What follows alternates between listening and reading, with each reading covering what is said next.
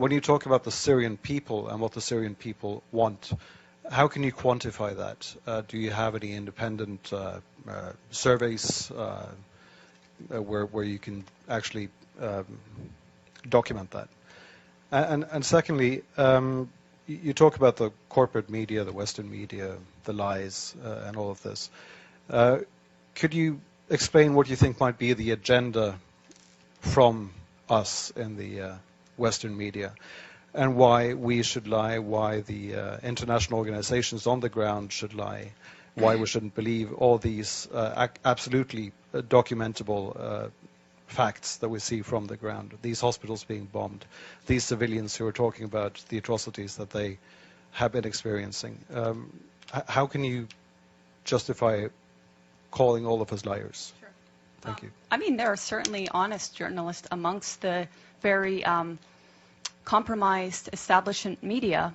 Let's start with your second question. So, international organizations on the ground. Tell me which ones are on the ground in eastern Aleppo. Yeah, okay, I'll tell you, there are none.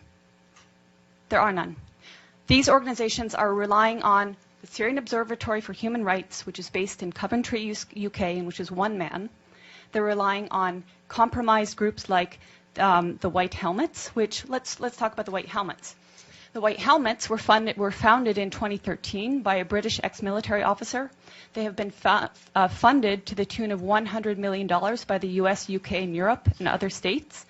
They purport to be rescuing civilians in eastern Aleppo and Idlib, yet no one in eastern Aleppo has heard of them. And I say no one, bearing in mind that now 95% of these areas of eastern Aleppo are liberated. The White Helmets purport to be neutral, yet they can be found carrying guns and standing in the dead bodies of Syrian soldiers. And their video footage actually contains children that have been recycled in different reports. So you can find a girl named Aya who turns up in a report in month, say, August, and she turns up in the next month in 2 different locations. So they are not credible. The SOHR is not credible. Unnamed activists are not credible. Once or twice, maybe, but every time, not credible. So your sources on the ground, you don't have them. As for your agenda, not your, but the agenda of some corporate media, it is the agenda of regime change. How can the New York Times, I was reading it this morning, or how can Democracy Now!, which I was reading the other day, maintain until this day that this is a civil war in Syria? How can they maintain until this day that that the protests were unarmed and nonviolent until, say, 2012? That is absolutely not true.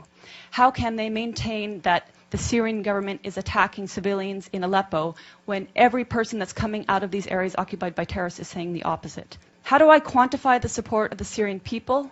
The elections. In 2014, the Syrian people held elections, with the point being, overwhelmingly, the people support President Assad. There are people that want change in the government. We're not pretending they don't want change. Everybody wants change.